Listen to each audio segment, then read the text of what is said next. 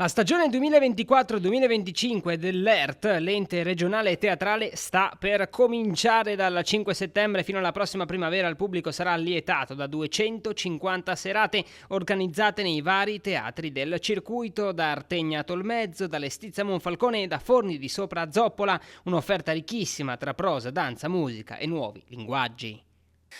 Il pubblico vedrà un cartellone molto articolato, appunto in 250 occasioni, diffuse in 28 teatri che sono collocati praticamente in tutti i territori della nostra regione, piccoli, medi, grandi, e per ciascuno di loro una programmazione multidisciplinare, non soltanto di prosa, principalmente di prosa, ma anche di danza e di musica. Non mancheranno ovviamente i grandi classici, titoli importanti come le Supplici di Euripide, con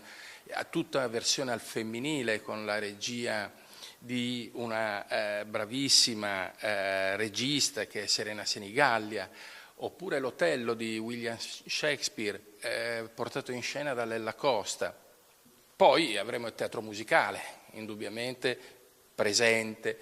Qui possiamo dire che una coppia che è quella Solenghi, Tullio Solenghi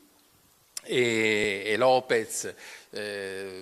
appunto lo classifico come commedia musicale perché loro saranno accompagnati da un gruppo molto importante, o ancora Cristicchi, e poi lo spettacolo di chiusura Neri Marco Re con La Buona Novella, e ancora la commedia Vanessa Incontrada.